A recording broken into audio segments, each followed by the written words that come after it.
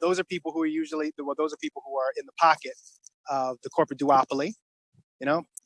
But we have it in Maine, and we have it in some municipalities already, and it is saving people money, saving people from bureaucracy to some extent. It has really been a godsend in terms of democratic principles, as well as the administration of democracy and elections. And we need to have it nationwide, all over this country. So, no, I agree with that 100%. I mean, that's why Shahid Buttar is running against Nancy Pelosi. There was a ranked choice voting process in their election. It's one of those things where unless the public is engaged on it, unless the public is aware of it, it is really easy to manipulate. If you've got, for example, Maine, the powers that be there, the party structures on the Republican and Democratic side have manipulated ranked choice voting because they haven't engaged their citizens about it. So this has got to be something that people who are running for office and people who are in charge of state or national parties really got to do the legwork on educating people about it. Otherwise, it's fully malleable. Well, that's an important statement to make, that the part of this mix, part of this issue is the fact that you have people who are in responsible positions who are, A, not educating the public about it, or purposefully withholding information from the public. And that's one of the tactics that they use to cheat people out of democracy. You know, I served in Youngstown, Ohio, which is an area that unfortunately is known for chicanery in regards to elections. We had one of those elections in the Mahoning Valley in Mahoning County, Ohio, where they found a box of ballots in the basement. Funny how that happens, folks. They just found a box of ballots. So these are the kind of things that they get up to, and we need to be calling them out on it, because what's happened is so much of this has been happening, it's been washing over people, and we can't allow that to happen. So when people ask me questions about, should we have a strike, should we have this protest, should we have that? Yes, absolutely, do it. Bring the cause to the people who feel like they're too comfortable to have to deal with the populace being upset over their abuses. Bring it to their doorstep. Okay, that's what we have to do. It's part of what we have to do. And we have to call them out on their BS and their lies. And so part of what I definitely want to talk about today, we have the time, is some of these lies and some of these controversies, you know, things like Russiagate, things like Syria, you know, all of the narratives that people are being fed in this country, and some candidates even buy into, surprisingly and unfortunately. But we know are lies meant to mollify the public and redirect attention away from the abuses of the oligarchy.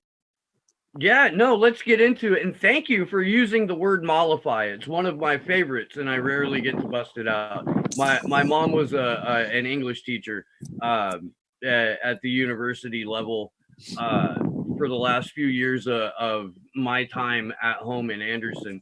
I'm a fan of $3 words. I really am. I was an English teacher too, by the way. Nice. Let's start with Syria, because it really is one of those things that people don't understand, because the propaganda has been so heavily distributed throughout not just the United States and our corporate and legacy media structure, but overseas as well, and specifically related to the last Assad gassed his own people. When we know now, and some of us knew from the get-go, that particular attack was a blatant false flag. There are prominent people within the Green Party that have been parroting the establishment narrative on that. I know. So let's talk about it. Let's definitely talk about it, because here's the thing about Syria. Okay, and this is an issue that I've been tracking, and it's embarrassing, folks. So we have to talk about some people in the Green Party who actually buy into the narrative. Most absolutely don't, from the people I've spoken to. And there have been forums where there have been nasty reactions from the audience when some people have brought up the narrative. They've argued back against it. Okay, but Tulsi, who was running in the Democratic Party race, spoke out against that narrative and in favor of meeting with world leaders, plural, to try to resolve some of these issues the US has created by its diplomatic toxicity in aid of imperialism and colonialism, okay? What happened in Syria? Well, we know that the narrative we're being fed is not substantiated and that there is some evidence being put forward to rebut that. Most recently, the first thing that comes to mind is the paper that was what was supposed to be published in a notable journal by Ted Postol, who was from MIT.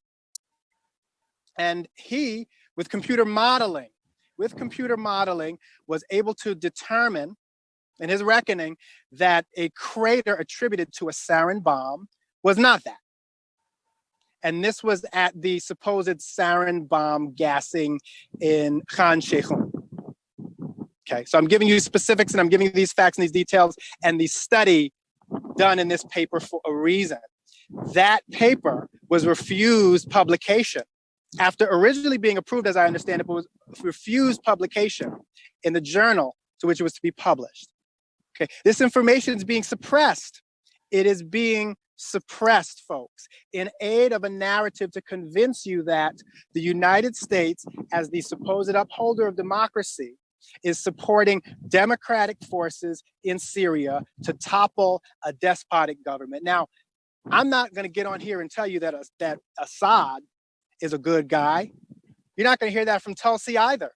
It's also not our role to go out and point our finger at countries and say, you're a good guy, you're a bad guy, you're a good guy, you're a bad guy. We topple you, we don't topple you. Who does the US think it is? Especially in a country that has its own massive inequalities, its own democratic deficit. And as a Black man, I can tell you some of the ugliness firsthand in terms of human rights. We got a genocide on our streets at the hands of law enforcement. So you're going to go and point your finger at all of these other countries and create false narratives to suit your imperialism and topple their countries and destabilize their countries for profit. I'm not buying it. You shouldn't buy it, and you shouldn't buy into a candidate who buys it. And the same goes for the Russiagate garbage. It's garbage. It's DNC talking points, hack talking points. We don't buy into it as a campaign, and neither should you. And I want to add on to this. You know, there's a lot of things that people talk about as quote unquote conspiracy theories. And some things are indeed that. Some things are, okay, I'm not quite sure where you're getting that conclusion, not based in the facts, willing to listen to evidence, but for now in conspiracy theory territory. But we're in an interesting moment in the national conversation where the public has been fed so much BS, they're not willing to take it anymore. They're regurgitating it. Even the pundits who have a mainstream audience are fighting against it. It was interesting to watch Samantha Bee on Full Frontal jokingly call BS on the idea that Jeffrey Epstein killed himself.